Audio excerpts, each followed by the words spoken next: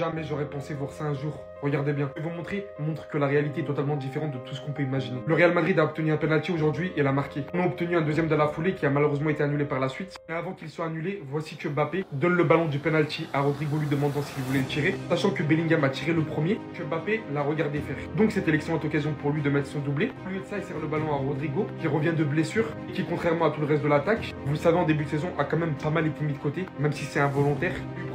Via ce ballon de retrouver ses repères. Sans compter le fait qu'on a assisté à ça, qu'on a aussi assisté à ça, qu'on a aussi... C'est des images, les gars, ça me donne le sourire en fait. Qu'on a aussi assisté à ça, bien d'autres séquences nous montrant que toute cette équipe, tout ce collectif soutient énormément Kylian Mbappé.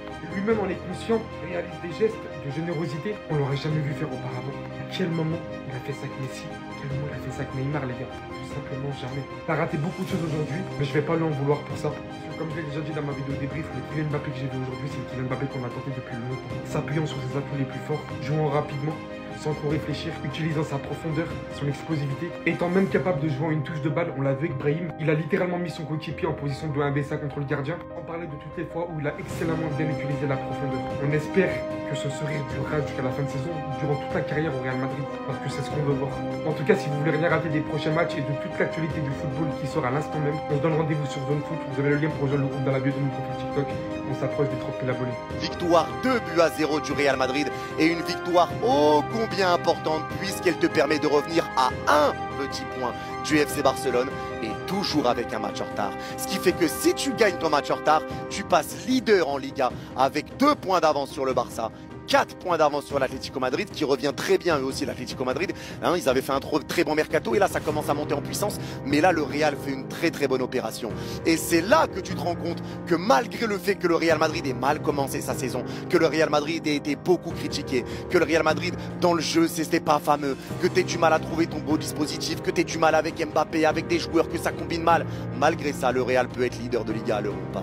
Real Madrid sera toujours derrière pour titiller et pour montrer qu'ils seront toujours là. Jamais le Real Madrid va s'écrouler totalement. Ça reste très difficile de battre le Real Madrid. Et tu le vois encore actuellement, même quand le Real n'est pas bon, le Real arrive à prendre les points. Et c'est ce qui compte jusqu'à maintenant, c'est ce qui compte actuellement. Puisque le Real peut reprendre la première place. Le Barça a choqué. 3 matchs de suite que tu ne gagnes pas en Liga, le Real va en profiter. Si le Barça choque, ne croyez pas que le Real va choquer. Le Real sait très bien gérer ce genre de match, sait très bien gérer cette pression-là. Ils savent très bien le faire. Et ça, c'est une réalité.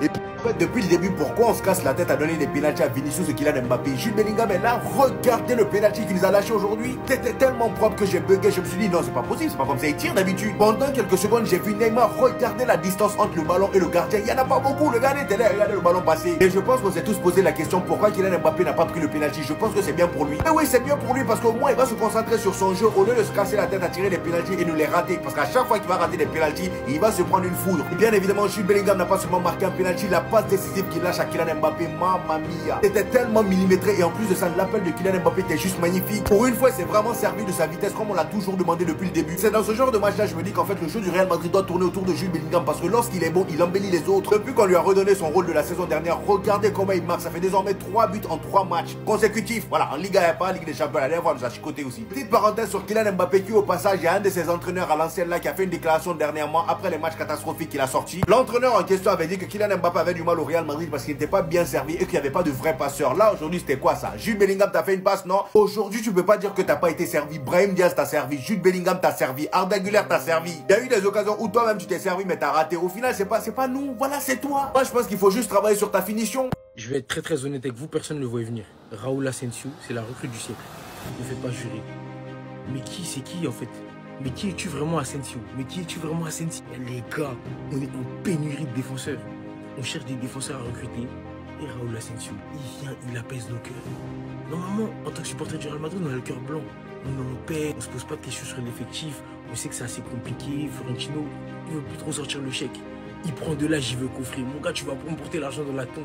C'est ça qu'on a dit. Mais Raúl Asensio, on vous dit de faire confiance à la Fabrica. Le centre de formation du Real Madrid est rempli de qualité, bourré de talent. Mais on n'a pas la même politique sportive que le Barça, malheureusement. Et on devrait pourtant mettre de plus en plus de jeunes en avant. Souvent, il part dans d'autres clubs, puis il s'en sort pas mal. Mais Raúl Asensio, quelle pépite. Celui qui allait le sortir et le chercher, c'est un génie.